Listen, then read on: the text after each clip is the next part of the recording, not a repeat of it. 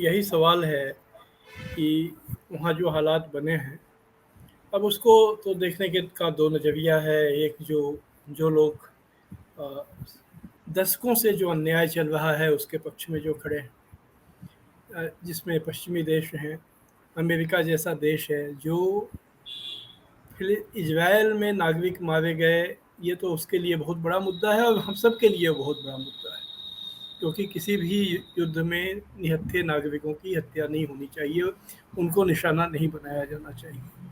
लेकिन हमारे लिए वो तो मुद्दा है और उसके उसके लिए हम जो भी जिम्मेदार है उसकी हम निंदा करते हैं। लेकिन उसके बाद इजराइल जो उसका जवाब दे रहा है, जो गाजा में जिस ढंग से कारपेट बॉम्बिंग की जा रही है, कारपेट बॉम्बिंग का मतलब होता है कि अंधाधुंध बॉम्बिंग करना। आप बॉम्ब गिराते हैं, उसमें आप देखते नहीं हैं कि इसमें कौन मरेगा।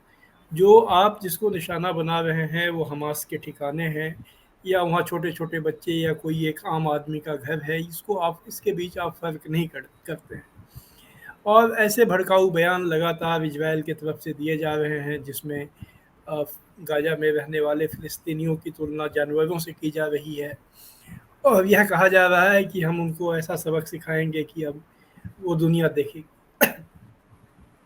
सबक आपकी जो लड़ाई थी, जो हमला था, वो हमास नाम के संगठन ने किया, लेकिन इजराइल ने अ, अपना मोर्चा हर फ़िलिस्तीनी के खिलाफ खोल दिया है। और इसमें वहाँ से जो विजुअल्स आ रहे हैं, जो वहाँ से जानकारियाँ आ रही हैं, छोटे छोटे बच्चे और उन सब की मौतें हो रही हैं।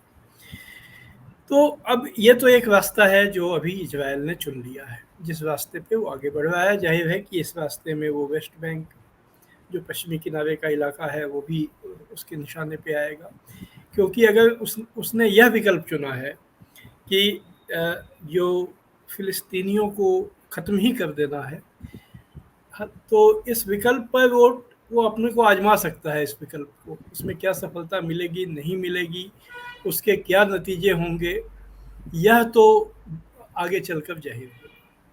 कुछ अनुभव हम लोगों के सामने हैं। ये आपने जैसा बताया कि ये जो घटनाएं चल रही हैं, इसका तो एक लंबा इतिहास है। 7 दशक से भी ज़्यादा का इतिहास है।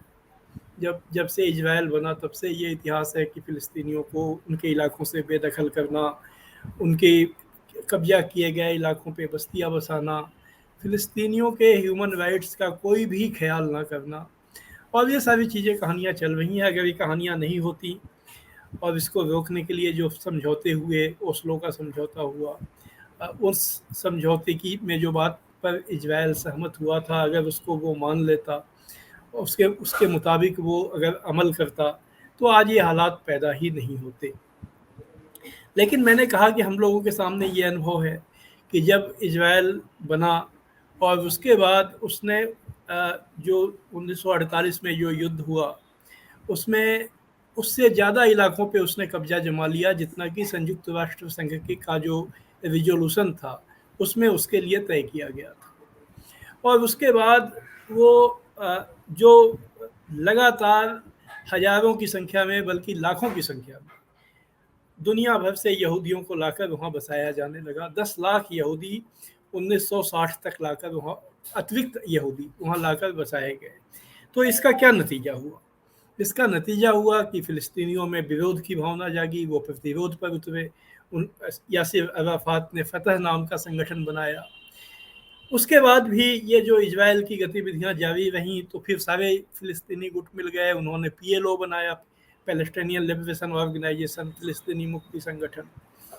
1982 में इजराइल ने अपने युद्ध के दायरे में लेबनान को भी लिया और वहाँ पर उसने भारी बमबारी की। तब एरोन सेरान उनके डिफेंस मिनिस्टर थे, जो बहुत ही कुख्यात हुए, बदनाम हुए अपनी उस कार्रवाई के लिए, जिसमें जो वहाँ पर जो लोग थे, जो आम लोग थे, उसमें सैकड़ों लोगों की जान गई।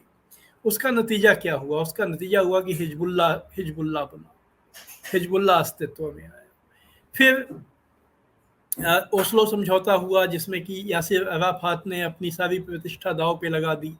लेकिन जब उस समझौते के मुताबिक फ़िलिस्तीनी राज्य का गठन नहीं हुआ और लगातार फ़िलिस्तीनी पीएलओ को साइड लाइन करने की, हाशिए पे ढकेलने की कोशिश की गई।